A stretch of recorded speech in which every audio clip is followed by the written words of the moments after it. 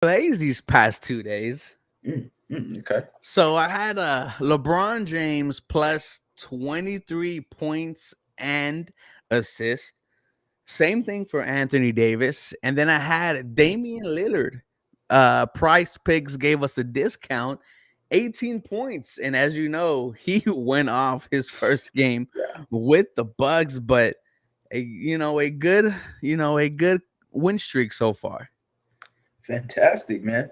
How you doing so far, man? Seems like you're a little excited about your parlays hitting. I am excited, but I am more excited for this game on Sunday.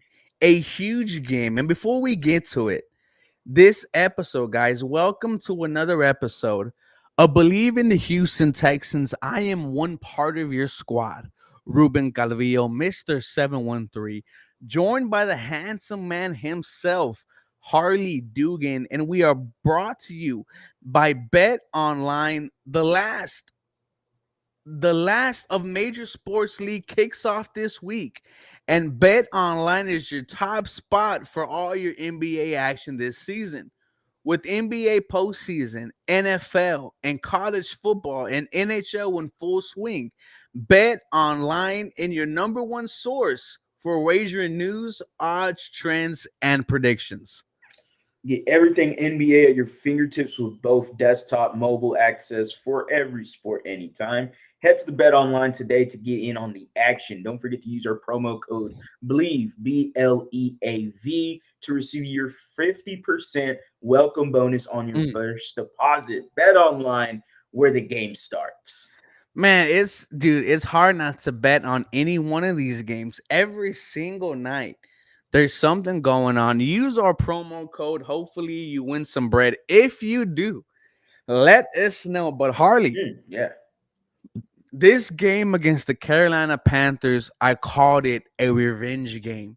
A revenge game because not only was Bryce Young picked before CJ Stroud, hmm but CJ Stroud is used to not being the number one selection in high school, did not start into his junior year in the Elite 11 competition where he won, was one of the last quarterbacks invited at Ohio State, was not on the radar until his friend put him on. And this time, a couple of months ago in the NFL draft, selected behind Bryce Young, CJ Stroud is going to use that as motivation. He has a chip on his shoulder, and I think he is going to dominate this Sunday against the Carolina Panthers. I hope so. I mean, I think so. No, I don't hope so. I think so. I think CJ Stroud and the Houston Texans are going to grab a W this weekend. Um, Okay. I I was far confident in the bounce back win against the Saints last week, and I was correct. So another win against another NFC South opponent. You could potentially go so far as 2-1 against the NFC South. Again, these Panthers are injured. They're winless. And we Mm. were just with the Believe in Panthers podcast. They sounded dejected, man. Yep. They felt hurt. It was like, damn, man, these guys are really sad a little bit, man. Kind of sounded like us the last 2 years, but they still have hope with Bryce Young, so I'm not gonna just can him just yet. There is, any given Sunday, but I do Yep. think the Houston Texans can take this game and should take this game handedly. Okay. So you're predicting a kind of a blowout.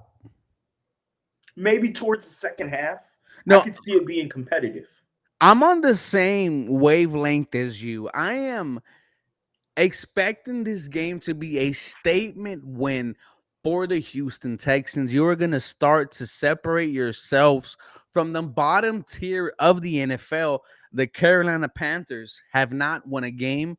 They will have a first time play caller on Sunday and Thomas Brown, first time OC. I think this is just a pivotal moment for the Houston Texans to take the next step, not to mention their safety, Jerby Chin, put on IR a couple of days ago. They Yeah. are without JC Horn. They have a lot of injuries like the Houston Texans have had. I think this is just a big game for CJ Stroud and this Houston Texans team. Yeah, it's a massive game for them right now. You definitely it definitely feels like this should have been a primetime game, and it Okay. didn't happen. And it is what it is. I'm more of the mindset of what, stay on that side. That's my mindset. Is you know what, y'all can stay on that side because y'all didn't pick us for a primetime game. I'm not gonna be, got to be begging them now or anything. No, Mm. stay on that side and let's roll with it. But as of right now, yeah, the Houston Texans, I could see how you say, yeah, could be a statement game for the Texans. This is a team you should crush. And if Exactly. you're going to be reflected as a team that's really good, up and coming, strong, then you got to crush these itty bitty teams. No, 100%. And YNG asked, "Are you going to stream during the game on Sunday?" Yes, I'm going to continue that through the rest of the season. I'm pretty sure Hardy is going to do that for his channel sooner rather than later. Hopefully, we combine together. But yes, we are going to try to bring you the up to date Houston Texans content during the week, during the game. But no, I agree with you, Harley. And, I had this game circled as soon as the schedule came out. This is just a big game from CJ Stroud and a big game for this for this Texans team. We are expecting them to try to have a playoff push, try to have a statement game. And it starts this week, coming off the bye week against the Carolina Panthers, where they are, celebrating the legends, Julia Peppers. I don't know who else is going to be Yeah, there, I but I was know gonna say Julian no. Peppers is one of the main names on there. But the Carolina Panthers fans are looking as this game as a savior for their season. Yeah, Well, on that's the other exactly. side, the Houston Texans are looking at this game as a stepping stone Yeah. to get to the next spot, and the next spot is playoffs. Yeah, it's fun to look at the dichotomy of two teams, where as one team, as we were with the Believe Panthers with Jonathan Stewart, Desmond Johnson, and Skyler, they mentioned that they had this game as a game that could be a get back game for them. Could be a game that, they can get back on the right track. And if they are going to win this game, maybe there is an element of surprise with having Thomas Brown being the play caller for them. That is something, who knows, the Texans possibly don't know who Thomas Brown is. They haven't seen his offense. So, you go in there a little bit with question marks. If you're D'Amico Ryans, you were with the 49ers. You play the Rams twice a year.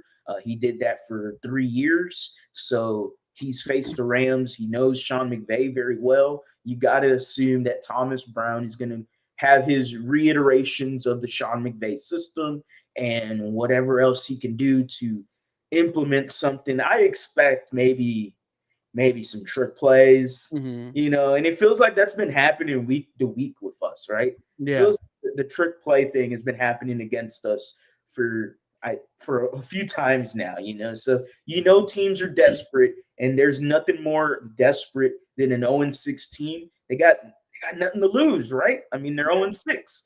The season's almost wrapped up for them. So, with that being said, the Houston Texans got to take advantage of a team like this. You can't give them any life in the beginning of the game. Mm-mm. You got to step on them. You got to crush them. And if you give teams like this life in the beginning of the game, that gives them confidence. And then it's, oh, okay, yeah, we could hang with this team. That's not what you want to do with this Panthers No. team. Crush them at the beginning. Keep your foot on the gas pedal. I think if you want to be seen as a legit contender, you have to put the Carolina Panthers away early. And Steven brought up this quote. I was looking for a little movement in this trade deadline. Nothing major, but something. So we found out yesterday from Patrick Storm, the host of another Texans podcast, a little nugget he gave us, Harley, was that not only are the Houston Texans buyers, but they are trying to find high profile players to secure a playoff run. I was on Patrick Storm's space yesterday. I think you were there on it also as well. He for told the us that the division. Houston Texans are trying to make a move. What are your reactions to that? Man, it's fun to hear that, huh? I mean, we you kept talking about are the Texans buyers or sellers? You've been hitting the hammer on the head on that for quite some time, and I've been just wondering that. I just think the Texans are going to stay pat. Now, Storm, no pun intended, Patrick Storm, excuse me, comes out and says that hey, Nick Casarios could be is making some calls around or whatever, and hey, I'm all up for it, man. If that's what's going to happen, let's get it on. I mean, don't tease me now, right? Don't tickle me. I mean, let's get it on. Let's get some of these. Let's get somebody in here. Let's get someone in here to improve this team. And whether it's ironically the Carolina Panthers, Brian Burns, if it's him, if it's a Chase Young, if it's a Montez Sweat, I'm just naming guys that are on Yeah. the trade block. There's nothing attached to these guys whatsoever. Hell, a Patrick Surtain. I mean, Mhm. can we go there? Like, so it's rather interesting grabbing a Brian Burns, Montez Sweat, Chase Young. Like grabbing one of those guys propels this defense into a potentially top 10 defense for the rest of the year. And that's what's really fun to get started in your mind is, oh, okay, we could really get something cooking here with the Houston Texans if Nick Casario makes this splash trade. Yeah, to me, with all this news, I think it comes down to Chase Young or Brian Burns. One of them, the injury history, Chase Young dealing with some knee injuries the past 2 years, is finally healthy. 5 sacks on the season. He might cost you less than Brian Burns, but there is the possibility he might be injured again. But with Brian Spider Man Burns, he's been healthy since his rookie year, playing 15 games, since he's been here. 7.5 sacks his rookie year, 9 sophomore and junior, 12.5 sacks last year. Brian Burns is to me the player you go out there and get. And we've talked about Brian Burns before when we were talking about trading away Massage Watson, right? Whether it was to the Falcons, we asked for AJ Terrell. When it was to the Panthers, we asked for Brian Burns. And once again, he is being brought up again as a potential trade target. Still only 25 years old. I am on the Brian Burns train. Go out, get there if you can. But now I ask Harley, are you a Chase Young guy who is going to be cheaper, but you run the risk of potentially him getting injured? Or are you spending that first round pick, maybe more, Mm, for Brian Burns, who you know is going to be there every week of the season and is going to consistently get to the quarterback? that's a tough question, It's man. tough, bro. And see, I'm more in the idea of the or category. See, I'm Okay. more in the idea of just staying pat. If that is what it is, if it's you either get Chase Young and you risk injury, or I'm more of a Brian Burns guy. Yeah, But same. the price tag, like you said, we just had Landry Locker 2 days ago on Believe in Texans. Make sure you are checking him out on the locker room, but check out the Believe in Texans podcast anywhere where you stream all your podcasting platforms. We were just with him, and he mentioned the price tag being the issue with Brian Burns. Yep. The rumor was that the Los Angeles Rams offered 2 first-round picks to the Panthers for Brian Burns, and they declined. So now that makes you go, huh? Okay, what are the Carolina Panthers looking for? If I looked at the Panthers Wire article, and I know we both did videos on it. They said a first and a third, and I'm just like, I can't do that. I'm not willing to You give up a can, but first he's round pick. worth it, though, Harley. Yeah, he is, but I just got first round picks back in my life. And now, do I want to really give her up again? I don't really think so. I'd Well, here's, rather, yeah. I mean, you're 3-3. I'd rather just stay pat, stay the course. And then maybe if you're going to pull the risk of Chase Young being injured, then why not just pull the risk of trying to grab Brian Burns in the offseason? Brian Burns for me is the pick for the Houston Texans. I mean, if you get Chase Young, I will be just as static as well.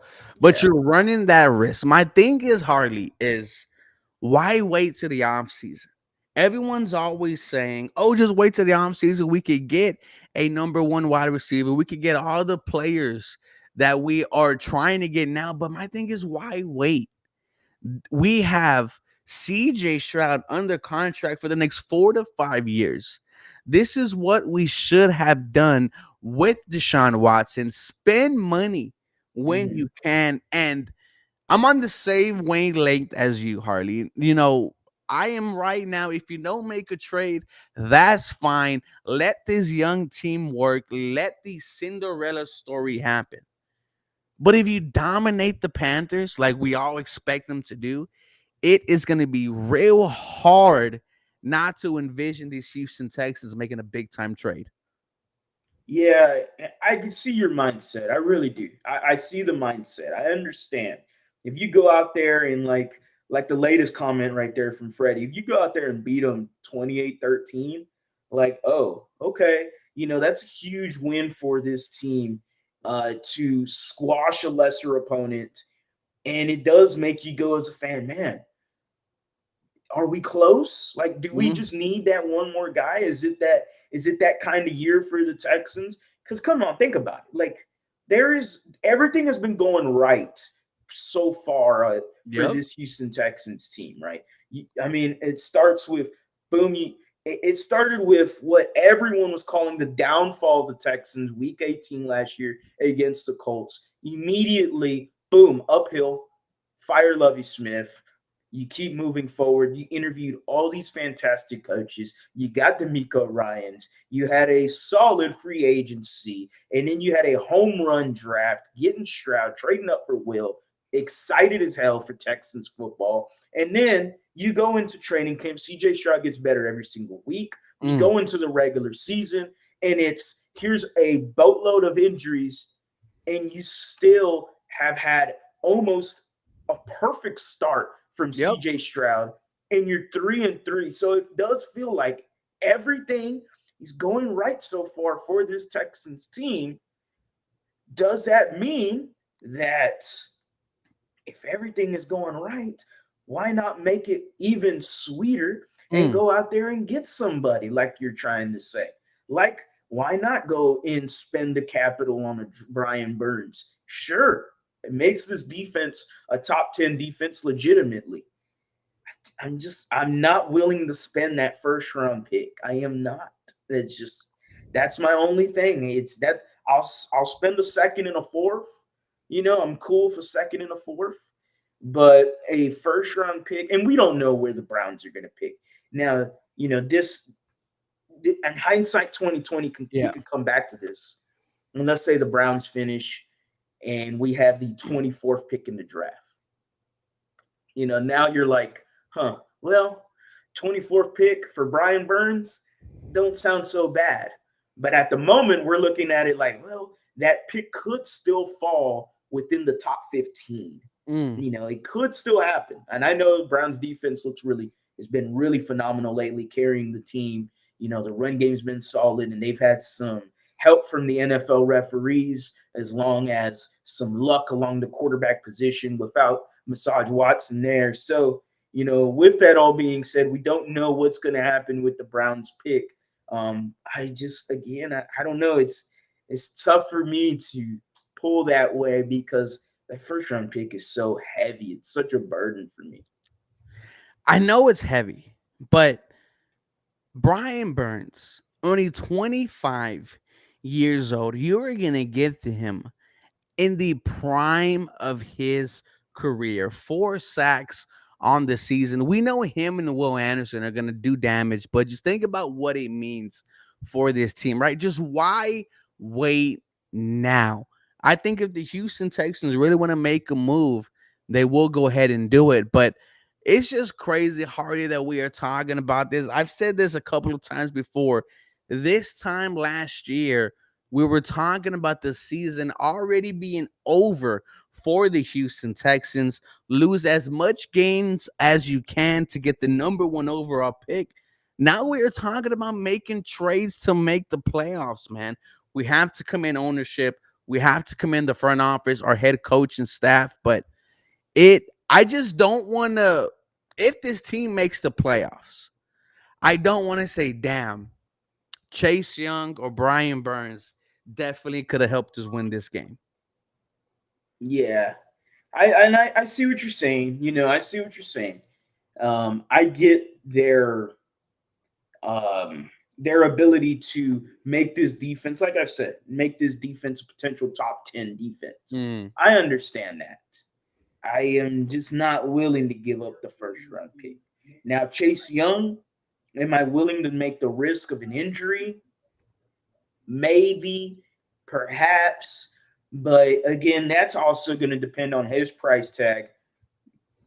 And as we saw with I think it was the 33rd team, Mm. their article had, the Texans as a potential team for Chase Young. Yeah. And yeah, we've been thrown in all of the trade rumors, it seems like. So, getting a Chase Young, you would have to give up potentially a second round pick for him. I don't even know if I'm willing to do that for Chase Young just because of the A second. injury. The injury history from him worries me so much. And then you have the other fans that have, came out into my other ear hole and are like, hey, Jonathan Bernard's having a outstanding years, surprising year, actually, comeback year with D'Amico Ryans. And he's looked really good. And his numbers rival that of Chase Young statistically. Now, yes, Chase Young has more, I believe, pressures or whatever instead of Grenard. Regardless, needless to say, we know Chase Young has the potential to be a superstar. Mm. And pairing him with Will Anderson makes a lot of sense. I don't know if I'm willing to risk that injury history, though, Yeah. because if you do, let's say you do give up that second round pick, okay, and then he balls out. Let's say he balls out the rest of the year. He You looks have to resign revamped. him. Then you have to resign him, but that also poses the risk of injury when you resign him. And it's kind of like a double-edged sword with Chase Young. If he performs fantastic, what's even to say that he stays with Houston and signs with us when, if I'm his agent, and I wouldn't blame him, test the market and let's see how much money you could get and force the Texans maybe to offer you a little bit more cash. Hmm. No, I mean that's the risk you're gonna have to take. That's why I'm leaning more towards Burns. You're gonna have to obviously spend more on Brian Burns, but there has to be an understanding when he comes. As soon as he steps into the building, he is going to sign a long-term contract to be a part of the Houston Texans. Man, like I said, Harley, it's just crazy. We are talking about the trade deadline, but as we heard from Patrick Storm, the Houston Texans are buyers. We are buyers, man, and it's just so crazy how 6 months can turn around a team. So, like I said, once again, shout out to ownership, front office, coaching staff. But now we look to the Carolina Panthers, the number one overall pick versus the number two overall pick. Bryce Young versus CJ Stroud. I mean, this is a blowout for me, Harley. And I have this being a dominant effort by the Houston Texans defense. The only thing working for the Carolina Panthers is old man Adam Thielen. Adam Thielen is getting about 10 targets a game against the Miami Dolphins, over 100 yards, over 10 targets, one touchdown. If you stop Adam Thielen, if you contain Adam Thielen, you have a good chance of beating the Carolina Panthers. But I don't want the Houston Texans to just skim by this game, Harley. I want to blow out.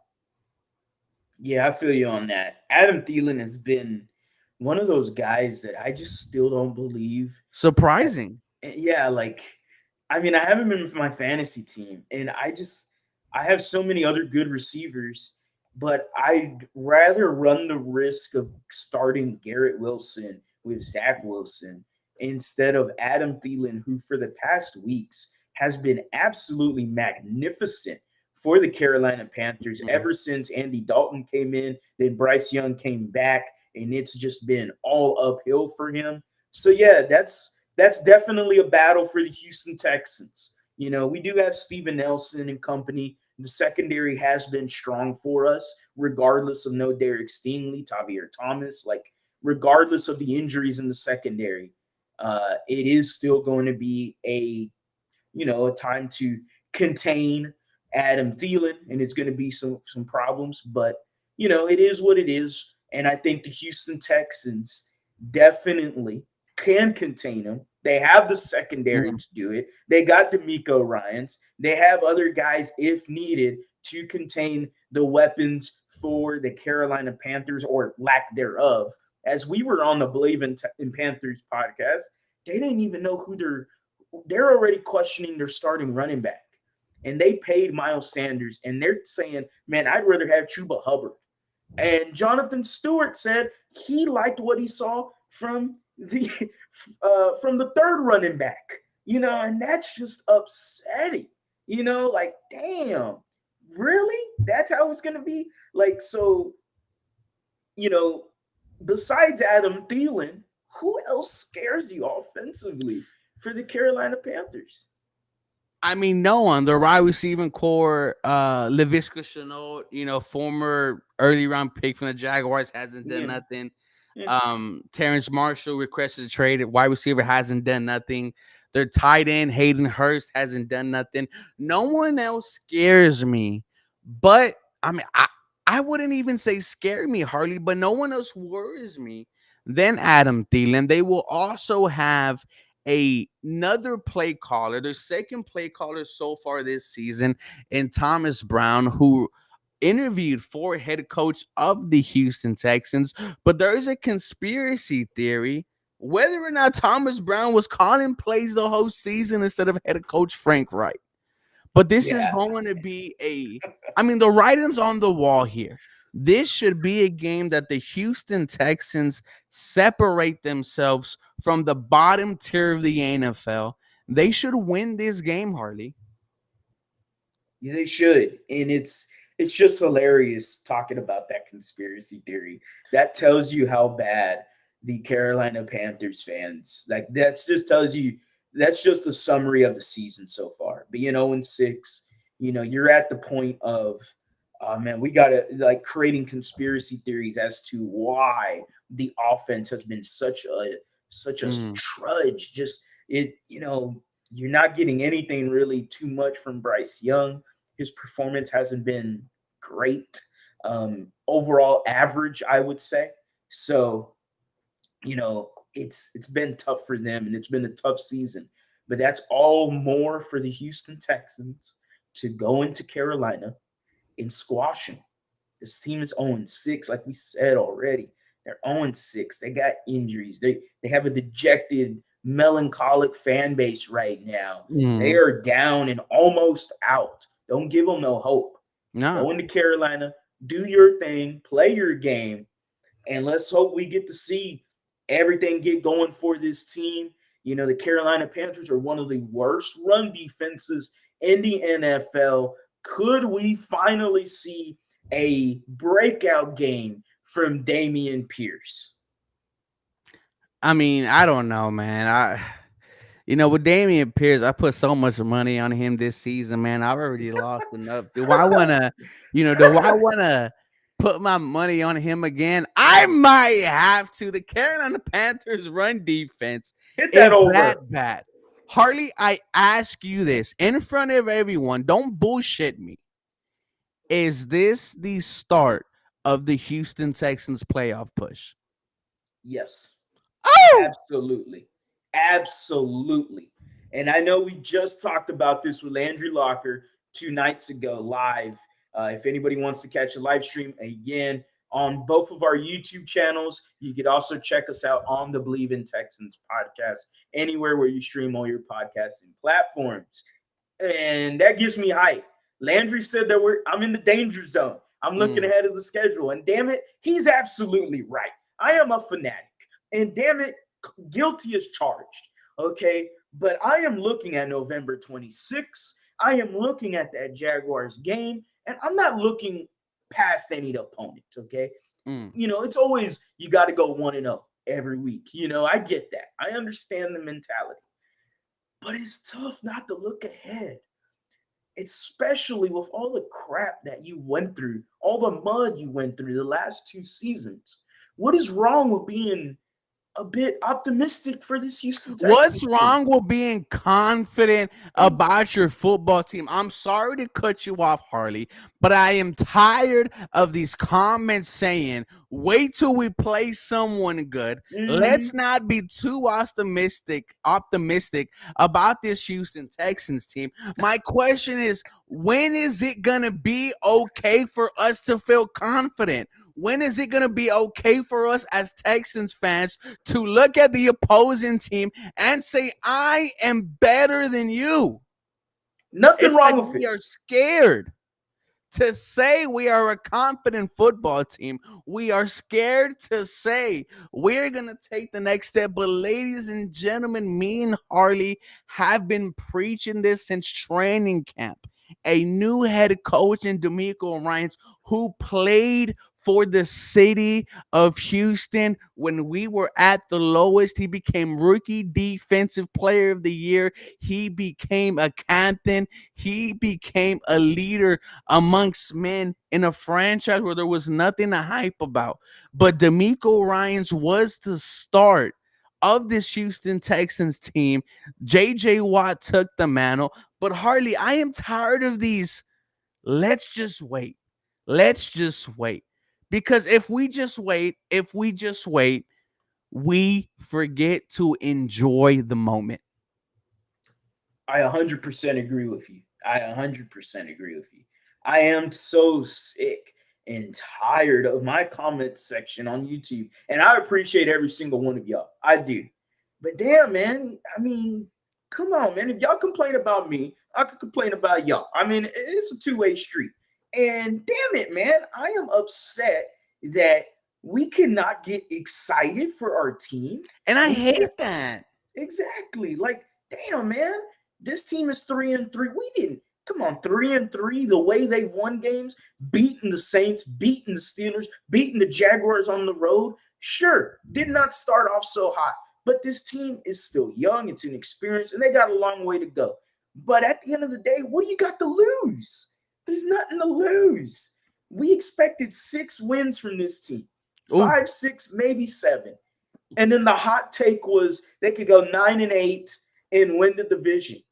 That doesn't sound like such a hot take anymore. It's fine to be confident, guys. There's nothing wrong with it. There's nothing wrong being confident with your team. Hell, I'm confident as hell with my Astros, and they just got mollywopped by the Rangers in the last 2 games. But you best believe my ass is gonna be back there at Minute Maid Park, Game 1 in the home opener, screaming, "Let's go Astros!" And I'm gonna be talking my shit, and I'm gonna be talking my noise. All right, so expect the same from my Rockets, and expect the same from my Texans. And the Texans have got me uber confident as hell, and I am so hyped that this Texans team is finally back into relevancy. They're finally back to playing competent football and meaningful football, getting wins that you should get, like this Sunday against the Carolina Panthers. Nothing wrong with being optimistic. I just feel like no, I mean, 100% agree with you, man. It's just I see the comments every other video telling me to slow down, telling me to Mm-hmm. calm down, telling me to see how this season plays off. But in reality, this is a totally different team. CJ Stroud not only being the best rookie quarterback in the NFL, but one of the best quarterbacks in the NFL, period. What he is doing is insane. With so many injuries on the offense, on the defense, no help from the running game. Harley, at the beginning of the year, this wide receiving core, we said it was nothing to be excited about. The only thing to be excited about was Tank Dell. Now we are looking at the wide receiving core as a strength.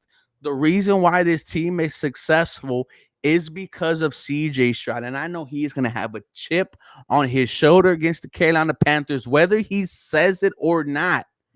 But this is going to be a big game for him and a big game for the Houston Texans. Yeah, it's a great point about the wide receivers.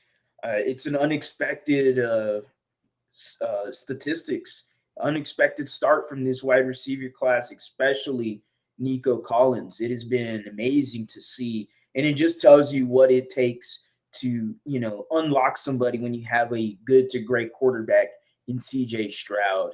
And damn, man, don't the Carolina Panthers just regret not taking him?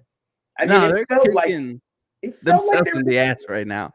yeah, right? Like it felt like they were going to take him. We were all talking ourselves that, man, it feels like the Panthers, it feels like Frank Reich specifically Mm. wants CJ Stroud. And it was like, man, I guess we're going to end up with Bryce Young still, and this fan base was still excited about it. So, there we go. Welcome, everybody. DJ Bien-Aime there. Yes, welcome everyone, all the way from ESPN. DJ Bien-Aime doing a fantastic job covering the Houston Texans. Look, DJ, I got to give you a shout out. I used you throughout all of training camp. I use you till now. Thank you so much for being really tuned in with this Houston Texans team. It seems like the players really mess with you, man. Yeah, I appreciate that. Appreciate you just tuning in. Some players for sure rock with me. Not saying others don't. I don't know any guys I got beef with, but it's easy. Some guys like not some guys, but you just sometimes you never know where you actually stand with a guy, even if they're friendly with you. Yeah, I So feel you. Feel you. yeah, but I would think I got really good relationship with guys in that locker room for sure. DJ entered. I thought he was about to spill some tea right out the gate. I was like, oh, I'm not ready for this, man. Is that a Vegeta shirt? What's your favorite anime, DJ? For sure, Dragon Ball Z, for sure, by far. Obviously, a lot of people will tell me it's not the best, whatever.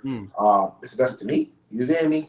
It's my favorite, for sure, the best to me. But, I used to watch a little bit of Attack on the Titans, but Nice.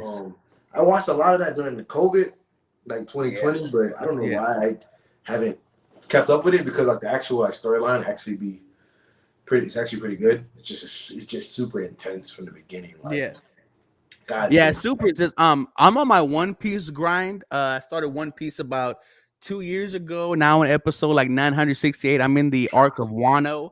So stuff's about to get crazy. I don't know why you're shaking your head. One Piece is definitely better than Dragon Ball Z. I'm gonna tell you that right now, regardless if I love your work or not.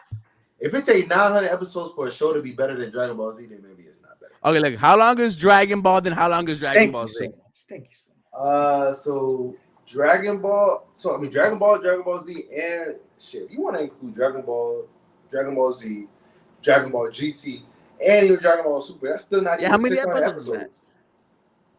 That's not even 600 episodes. But One Piece is so good, man. You got to try it. I'm about to leave, man. Harley, go ahead. Take over with our guy DJ Bien-Aime. But no, I mean, have you watched JJK? Jujutsu Kaisen, yeah, I just started it. I'm on my I really like Demon Slayer. I love My Hero, Attack on Titan. I'm on the final season. Just got into anime about a year and a half ago, man. Yeah, I don't think he can hear us. Can you hear me? Hopefully. There we go. I can't hear DJ. That's weird. Hold on. Let me back out and then come right back in. Hold on. Okay, no worries. No. Now I see that Vegeta shirt, Harley. I gotta talk some anime, man. Listen, I don't know if you watch One Piece, but who cares if it's 1,000 episodes long? It's so long, bro. Dude, that's why I'm like, should I really get back into this? You really should, bro. It's so long. Like it's okay. It's okay. Welcome back, Mr. DJ Bien-Aime. Yeah, 900 episodes is crazy though. Go ahead, Harley. Like 900, like that's a lot.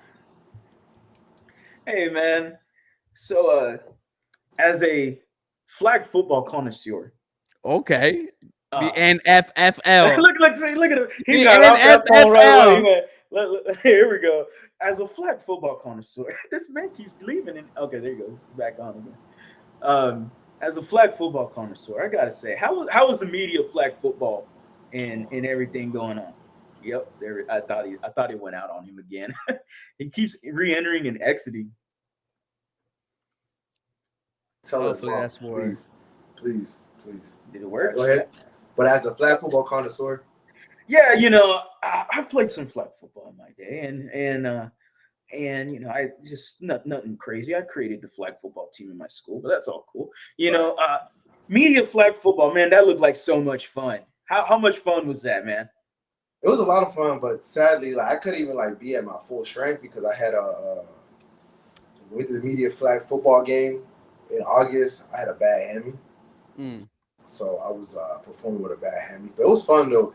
I've been trying to find a flag football league out here. Me and my dog Paul. I do radio with him and some podcast stuff with him. Like we've been trying to find a flag football team in Houston, mainly just so we can channel that competitive spirit. Because like the way I channel my competitive spirit is through Madden, but like Mm. I need to find various outlets to channel my competitive spirit. Some people are like telling me like, oh, just channel it through like trying to break stories and being competitive at work or on the beat. Well, I don't care that much about all that from a competitive standpoint. Like, nah, you tripping. That ain't gonna get me like where I'm like, let's go, and I'm cussing and doing all that. Like, you feel me? Like, nah, I just can't. That ain't gonna be able to fill that void or that that whatever the word I want to use. I can't think of the word right now, but yeah, that can't fill that void. But that void that I have from like not playing sports anymore. So still trying to find something to fill that. So just trying to find a flag football league. But back to the origin of your question. Playing the flag football thing was extremely fun. It was, they had high school girls there. They had influencers there. They had actors there. They actually had a professional track and field woman there that actually competed at Mm. USA Trials at Eugene, Oregon. She was there too. I think her name was Aaliyah Johnson. So it was cool just to be in that environment. You know what I mean? Just having fun. No, 100%, man. Like I was rocking with you all the way back when you were in New York. I really liked how you represented the Houston Texans in the Stingley versus Sauce Garner debate when we were Yeah. having them.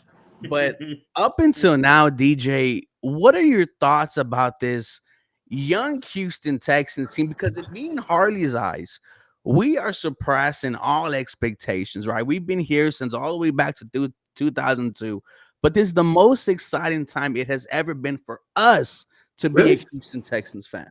Even over the 2019 team? Dude, I have to Oh, say, listen, man, when you look at CJ, there's something different, right? When you look at Deshaun Watson compared to CJ, there is just something different when you see number 7 on the field, when you see him under center, you just see a franchise quarterback.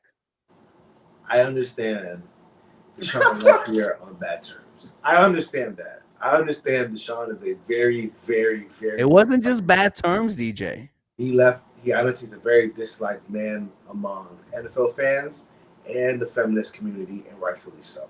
I understand all that for all the reasons that we don't even have to get into. But let's not act like when he was in Houston, he wasn't a franchise guy. No, I Like feel you. I I feel like you. CJ. I like CJ a lot. Like CJ, I think he's gonna be a franchise guy. Like I think he's on that trajectory. He's had the early success. He has all the tools. He can play under pressure. He can make every throw. He can create. Deshaun was also doing that too, as a rookie in his second year. Like you do realize like what was that 2018, 2019? I won the division with ease, and then obviously you guys lost in 2018 to the Colts. That I happened. mean, you didn't have to Just say that, lost. but go ahead. Lost to yeah, the Chiefs. We you got didn't up have to bring that 24 up. zip. I mean, yeah, you didn't have to say that, Yeah, man. Come but on. what I'm saying is like from 10 ish or 2012. No, from 2010 to 2019. I think you guys Mhm. won the AFC South like I want to say 5, 6, 7 times. Like you have a dominating. I remember that. Like you guys would always dominate the AFC South because you guys won a division. I want to say like 3 out of 4 years with Deshaun. No. Well, 3 out of 4 years during that Deshaun time. The last year, obviously 4-12, but the previous 2 years you won a division. But then that specific year, the first year he got hurt, she went 4-12. But the previous year you guys won a division, I believe, with like a bunch of no-name quarterbacks. And even in 2015, not Deshaun, but Hop went crazy. So that's what I'm saying. Like, there's a lot of success for the Houston Texans from then to before now. So I'm kind of curious to why it's now the most exciting. Like, if I was a fan, I would always lean on the year we won playoff games. So why are you going with it now? Well, to me, I mean, I just see CJ Stroud, and me and Harley were there at the Houston Texans draft party in Miller Lite Outdoor Yeah. Theater. Like the reason why I say that, like whenever I see CJ Stroud is because of all the things we just went through, 7 combined wins in 2 seasons. Then we see CJ Stroud cry as soon as his name is being announced. And then when he gets introduced to the city of Houston, they asked him, I think it was Cecil Shorts asked him, what about you should get the Houston fans excited? The first thing he did was bring up Will Anderson Jr., who was drafted behind him. Right then and there, it showed me that, oh, this guy is different. He talks about a family, he talks about God so much. And I've seen him just really transform this city, man, because this city was at the lowest it has ever been. And me and Harley were at every single training camp practice that was available to the public. The lines were to the metal detectors all the way to the back gate. That's what I am saying, dude. I just believe in CJ Stroud. Yeah. I believe in them too. I for sure believe in them. Like, I think it's just, when you say this is the most excited you've been, that's why I'm like, whoa, hold on now. It's just the most excited I've been, man. I'm sorry. I mean, I'm gonna be 10 toes down on that. Like, Nah, hey, what if you're gonna stand on business, then stand on business. You feel me? So I respect you since you're gonna stand on business, you feel me? I just feel like I got the quarterback, I got the coach that not only talks the talk but walks the walk. Swarm, special work ethic, and relentless mindset. I've seen this work ethic all the way in training camp, and I've seen it translate with this team. That's why it is the most confident, I felt in a young Houston Texans team. I would say this Yeah, go ahead. because I am the most excited I've been as a Texans fan was 2012, 2013. Okay. And that's It's when you almost had 10 Ricky years ago. JJ Watt. And that's when you had, you know, Gary Kubiak, Owen Daniels, Andre Johnson, Arian Foster. You had a whole team. Yeah. And the team is what got you so excited. And sure, there was a letdown or whatever, but that was to me the one of the only years that I ever thought the Houston Texans could legitimately win a Super Bowl. And the only reason I say that, nothing despite Deshaun Watson, I just never thought Bill O'Brien could win a Super Bowl here in Houston.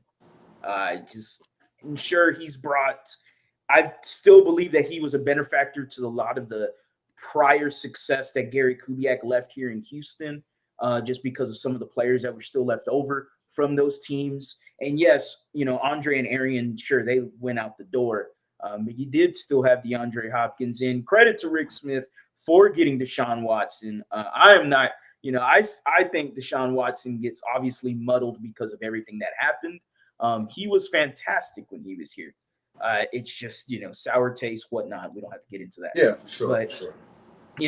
I think what I could say to make Ruben's point, I guess to compartmentalize with Ruben's point, is I would say this. I think this is the first time in franchise history. No, I don't think. I know this is the first time in franchise history that you're pairing a good to great quarterback as of right now with a head coach as well. Mm. And you always know in the NFL, the Houston Texans this offseason have hit the home run on coach, they hit the home run right as of right now with the quarterback position. If you got both of those things, as far as moving forward with everything, hey, I'm good with everything else. You got those two things, you're going to go very far in being relevant and being competitive and playing meaningful games in the future. So sure, I could say that maybe this is the most exciting part. I can see what Nah, he's just trying say to it, say Hardy. there. Just say it. But I was more. I mean, that's my childhood. JJ Watt's the childhood for me. That's my high school, middle school, high school years, and I was super hyped, super ecstatic. So I can't say that I was not excited, and I did believe that team could win a Super Bowl. Hell, Wade Smith has said that team. He believed that team could win a Super Bowl, and I absolutely believe it. Okay. It's interesting conversation. Well, let's pivot away from that, man. We got so far into it. So I did wanted to ask you, Juice Scruggs, man. I asked this. We both asked this to Landry Locker just 2 days ago. But Juice Scruggs, what's the deal with him right now? It just seems like the answer is just, oh, we're giving him another week. Doesn't seem like there is. I mean, is it just a hamstring? It's a soft injury, like those things linger. Is it just that, or is there something more to this? What is going on with him? Yeah, I think hamstrings linger. Mm-hmm. I mean, we're approaching 2 months since the injury, so that lets you know how bad it actually was. Like, if you look at a lot of guys that when they suffer hamstring injuries in the NFL, like a lot of guys, like, it holds them out a lot longer than we realize. Like, if you have to go on IR, then you're usually going to be out for a while. From what you can look, I remember Keenan Allen, like he was a lot of time last year with a hamstring injury. Same with Darren Waller, he missed a boatload of time with a hamstring injury last year. So I think it's more of that than anything. That, like, yeah, you can put a prognosis on it, like, okay, you're gonna be out 4 to 6 weeks or 48 weeks, whatever. But in reality, um, that's a very loose number because a hamstring, like, if you come back too early, all you do is re-aggravate it and you're done again. You know what I mean? You're probably done for the rest of the year at that point if you go back and re-aggravate it. So I think it's more like it's not healing as fast as they would have liked, but this is kind of predictable when it comes to the hamstring injury. So, Is that the same thing as Derek Stingley? We haven't seen Derek Stingley in a minute. so Derek just became eligible to come back. Um, yeah, he just became because remember he suffered it during practice after the week 2 game. So that happened technically week 3, and we're in week 8 now. So he was eligible to come back this week. Obviously, they didn't bring him back, but I think theirs is a little bit different in terms of timeline to where like you can start asking questions, mainly because like he's been out like the typical amount of time that a hamstring injury would have you out. Um, where Juice has been out been out 2 whole months at this point. Mm-hmm. So I would say not yet to say that it's lingering versus that it's just a typical recovery process. Nice. So Ruben had mentioned earlier on our on the podcast earlier, Patrick Storm. We're all aware of him. Can you hear me? Yeah. Yeah, I can hear you. Okay. So Ruben had mentioned earlier on the podcast, Patrick Storm, who we're all aware of. He dropped the nugget that Nick is looking to acquire really good talent at the deadline, not just a depth guy. Is that something? Can you confirm or deny, or what do you know about that? Yeah, and I think with that, it's just going to depend on what. Like, it has to make sense, right? Because they have a lot of cap space, so they can be aggressive. If they were to go after somebody, I think it'd be on the defensive side, mainly because if you go after somebody on the defensive side, they don't have to do as much learning, right? Mm-hmm. Like, let's say you get let's say hypothetically, right? Not saying this is what you're gonna get. Let's say you get like a Chase Young, right? Hypothetically speaking, you get like a guy like Chase Young, right? Like, that's more plug and play, right? You saw the Dolphins go and get Bradley Chubb last year, and he was able to like play like immediately. If you get like an offensive guy, they got to learn the whole system. And obviously, I actually asked Tank today, what's the biggest difference from like college to the NFL? And he made me said like that playbook is extensive. But the jargon in it is extremely long. So if you go and trade for, let's say hypothetically, let's say like you went and try to get Mike Evans, right? Mike Evans that's one name that's been thrown out on Texas Twitter. That's why I'm using his name. Not saying that's what they're going after. But That's one name that has been thrown around a bunch. And he would be a guy that would have to relearn an entire system that he's never been a part of, right?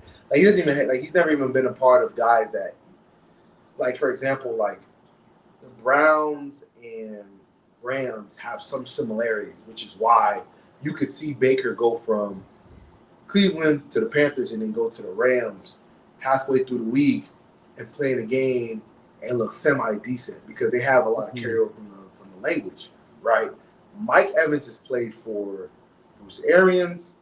He's played for Brian Leftwich, who had some variations of Bruce Arians' play calling, and then you also had the guy that was under Lovey that became the head coach. The last name starts with a D, but his name is blanking on me. But none of those guys run what Bobby Slowick runs, and none of those guys, like, there's not that much carryover. Like there might be carryover in terms of like the concepts they're running, because everybody runs similar concepts, but in terms of the actual language, because like let's say hypothetically, stay with me. Let's say for a dagger concept, which is like a clear out route, you got a dig coming over.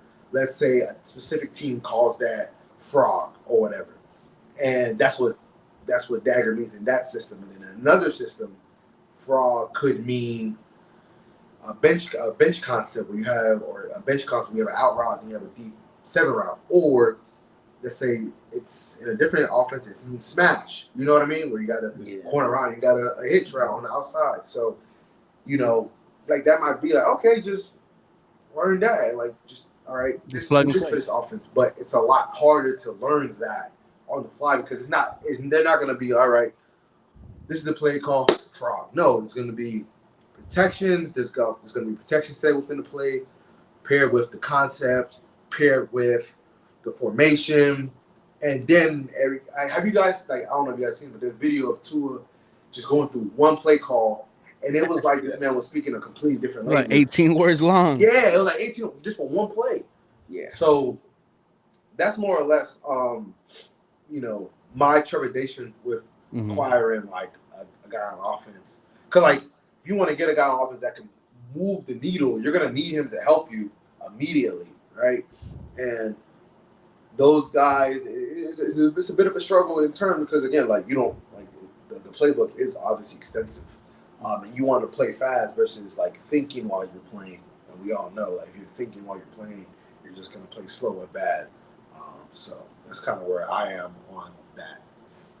Yeah, Mr. DJ. Me and Harley were really not really looking to add any offensive weapons towards the offseason, but we heard the names of Chase Young.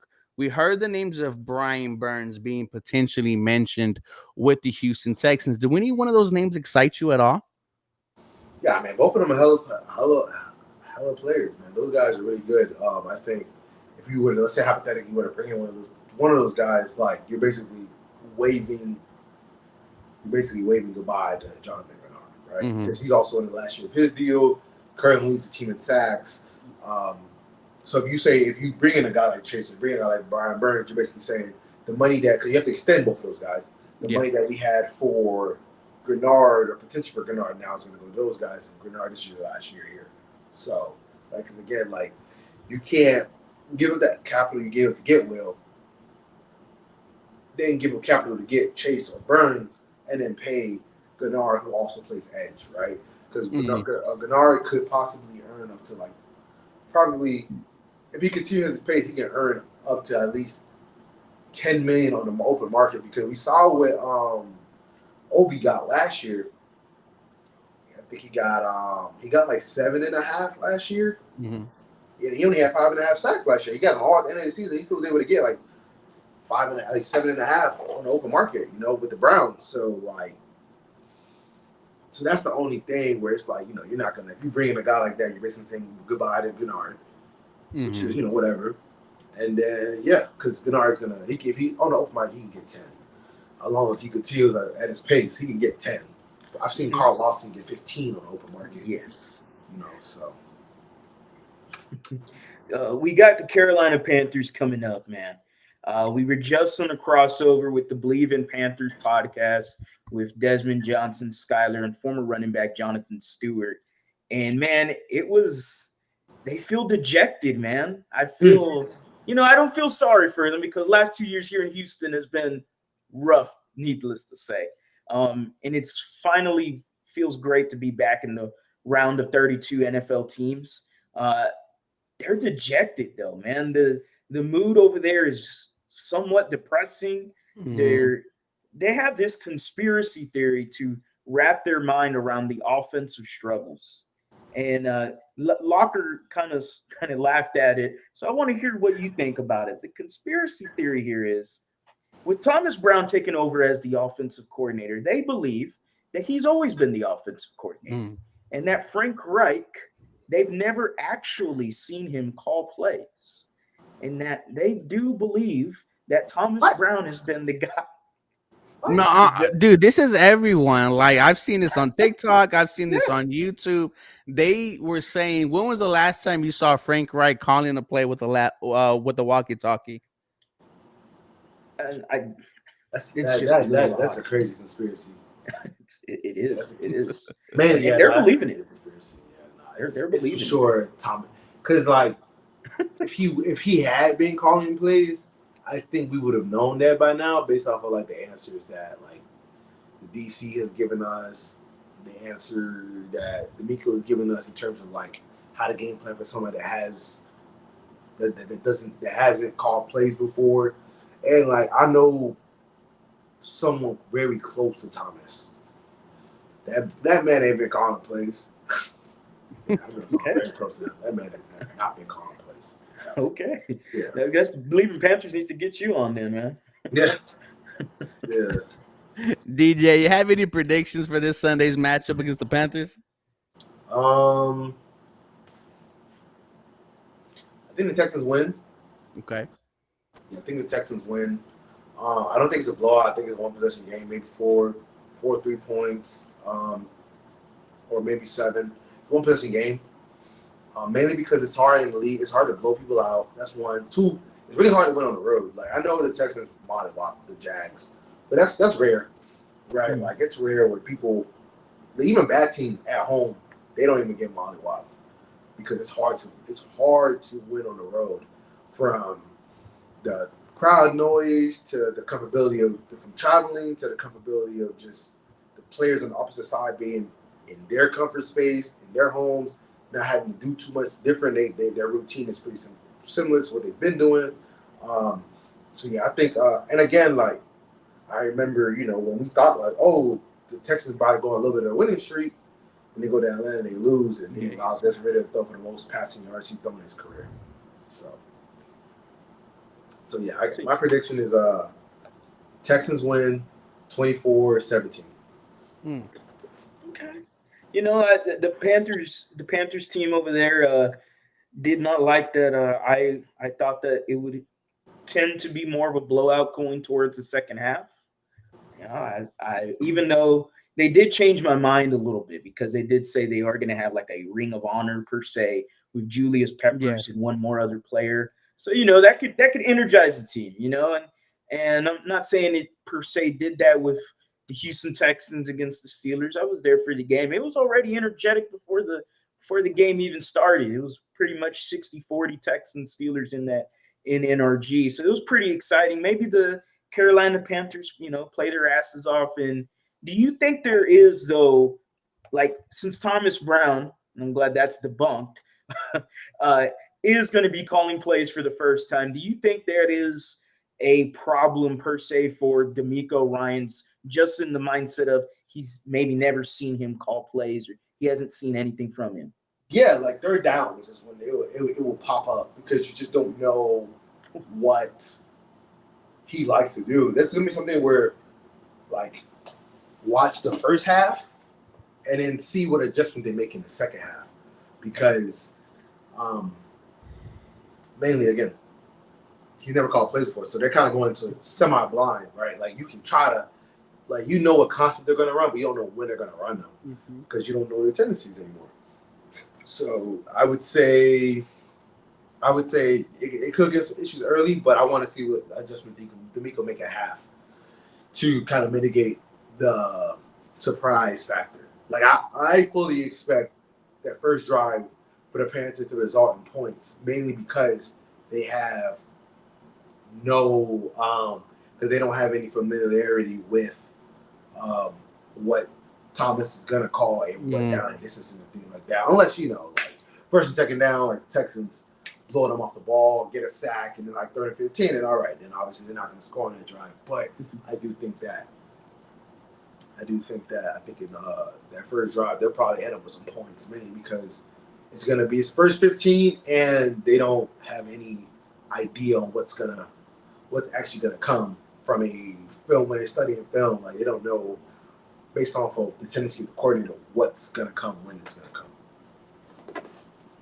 No, yeah, 100%. As we end today's episode, DJ, we just want to thank you for the bottom of our hearts, man. As someone who uses your tweets, your articles for his video, I'm sure Hardy uses them as well, if not more than me, man. We just want to thank you for being part of today's stream. Hardy, do you have anything to say? No, other than thank you. This episode is presented by Bet Online. And so make sure you are streaming the podcast. If you missed it, anywhere on the Believe in Texans podcast, anywhere, all your podcast streaming platforms, Spotify, Apple, Google, whatever. Thank you again, DJ. Appreciate you coming on. This was a lot of fun. And I'm glad we can come to a consensus that 900 episodes is insane. Yes. It's not. Yes. It's not. 2 out of 3. 2 out of 3. We're in Wano. Shout out to Lord Odin. We're about to hit Gear 5 Hokkaido. Thank you, everyone, for being part of today's episode. Once again, shout out to DJ Bien-Aime. Look, we messed with them. We haven't endorsed no one on this channel, but we're going to endorse DJ Bien-Aime. He's there at practice. He's there at training camp. He's there doing the games. Thank y'all for being part of tonight. And you know what me and Harley are going to say? Go Houston Texans. And you guys have a very blessed Friday night.